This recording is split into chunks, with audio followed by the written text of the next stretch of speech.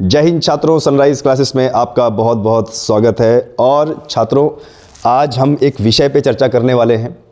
इस विषय पे चर्चा करने वाले हैं कि जो भी नया छात्र होता है तो सरकारी नौकरी की तैयारी कैसे की जाए और एक साल में अपनी सरकारी नौकरी की तैयारी जो हम कर रहे हैं, एक साल में उसका सिलेक्शन कैसे किया जाए। तो छात्रों, आज मैं इसी चीज़ पर चर्चा करने वाला हूँ। बहुत सारे छात्र होते हैं जो 3 साल, 4 साल, 5 साल, 6 साल, 7 साल तैयारी करते हैं, लेकिन उसके बाद भी कुछ हासिल नहीं होता है। उसका एक कारण है। और बहुत सारे ऐसे भी छात्र होते हैं जो नए सिरे से हर साल तैयारी शुरू करते हैं। तो मैं आज इन दोनों कंडीशन पे चर्चा करने वाला हूं कि ऐसे छात्र जो नए हैं और जो ऐसे छात्र जो पुराने हैं। सरकारी नौकरी, आपको बता दें छात्रों, आज के ज़माने में सरकारी नौकरी एक तप बन चुका है, तपस्या बन चुकी है। और सरकारी नौकरी निकालना ये सिर्फ हमारे एक दिमाग का खेल है।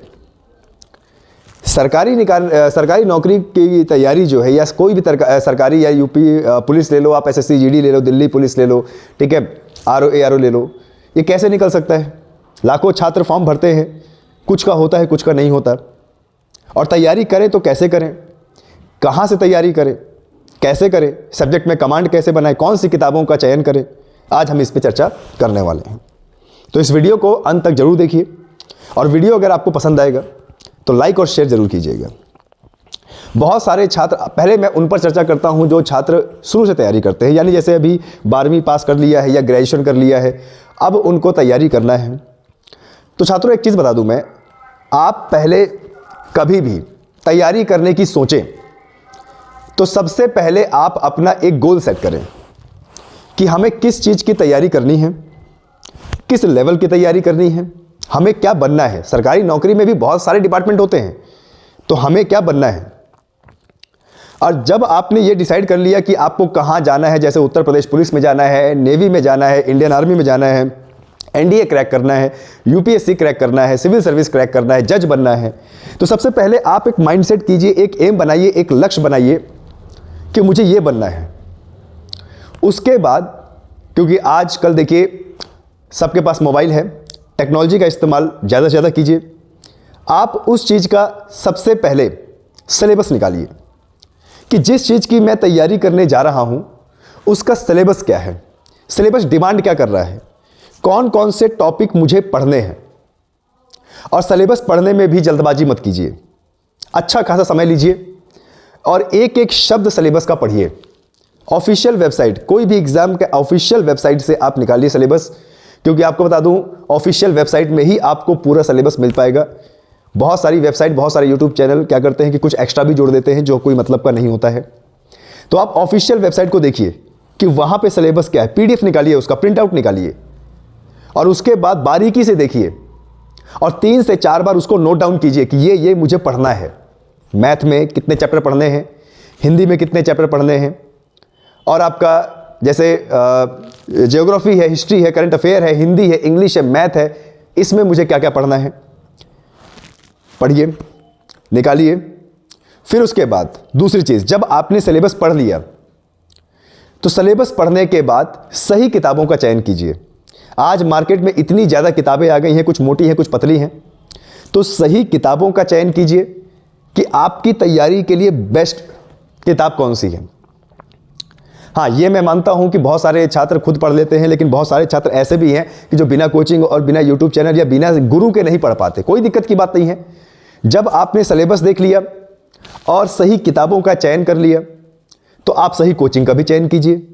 जाइए यूट्यूब में देखिए, डेमो लीजिए, या ऑफलाइन कोचिंग जाइए, डेमो लीजिए। और जिस कोचिंग में भी आपको अच्छा लग रहा है, वैसे तो मैं कहूँगा कि सभी कोचिंग अच्छी होती है और सभी टीचर अच्छे होते हैं, ये छात्र पर निर्भर करता है कि हम किसी टीचर की बात को समझें या ना समझें। एक बार आपने माइंड सेट कर लिया कि टीचर जो पढ़ा रहा है मुझे वो समझना है, मुझे अपने अंदर उसे ग्रहण करना है, तो कोई दुनिया की ताकत नहीं है उस चीज़ को ग्रहण करने के लिए आपको रोके। कोई ऐसी ताकत नहीं है, आप ग्रहण करके रहेंगे।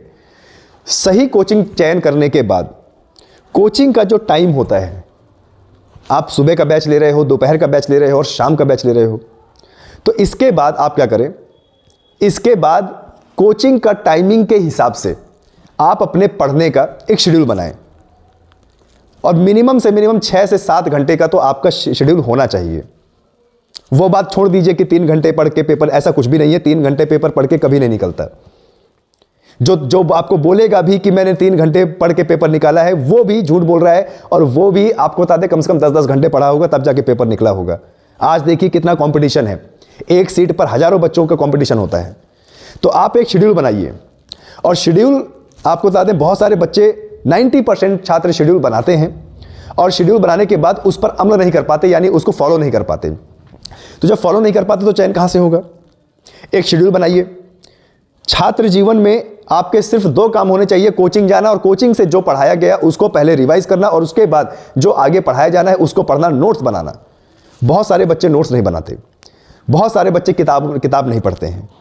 मैं आपको बता दूं, आज भी 2024 की मैं बात कर रहा हूं, आज भी अगर आपको नौकरी निकालनी है तो आपको यूट्यूब से ज़्यादा, कोचिंग से ज़्यादा किताबें पढ़नी पड़ेंगी। किताबें पढ़िए, ज्ञान अर्जित कीजिए।